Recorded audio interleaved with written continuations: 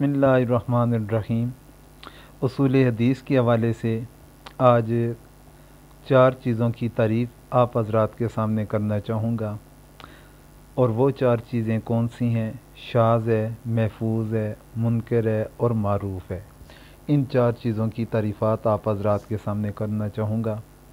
तो इनकी तारीफ़ात शुरू करने से पहले इतना ज़िक्र करता चलूँ कि जिन हज़रात ने अभी तक सब्सक्राइब नहीं किया तो वो कर लें, ताकि इस तरह की मालूमाती वीडियोस आपको बर वक्त पहुँचती रहें। सबसे पहले जाते हैं शाज़ की तरफ।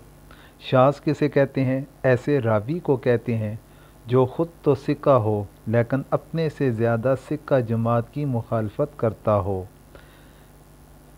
आसान अल्फाज में समझ लें कि शाज़ के अंदर जो रावी होगा वो सिक्का होगा, तो इसे शाज़ किस वजह से कहेंगे? ये अपने से ज़्यादा सिक्का जमात की मुखालफत करता है, तो इस बुनियाद के ऊपर इसे हम शाज़ कह देंगे। तो फिर महफूज है। इसके बाद महफूज किस हदीस को कहेंगे? जो शाज़ के मद्दे मुकाबल हदीस होगी कि जो ज़्यादा सिक्का जमात के अफराद की तरफ से रवायत करदा रवायत होगी, तो वो हदीस मुबारका उसको हम कहेंगे ये महफूज है। तो इसकी तारीफ़ यूँ समझ लें, ऐसे सिक्का रावी की जमात को कहते हैं जिसकी मुखालफत एक सिक्का रावी करे, तो उसे हम महफूज हदीस कहेंगे।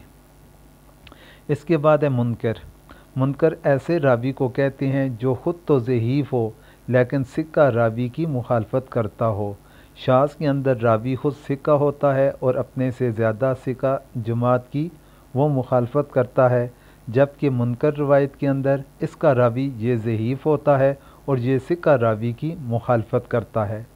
तो जिस तरह शाज़ के मद्दे मुकाबल रवायत को महफूज कहा जाता है, इसी तरह जो मुनकर के मद्दे मुकाबल रवायत होगी उसे हम कहेंगे मारूफ़।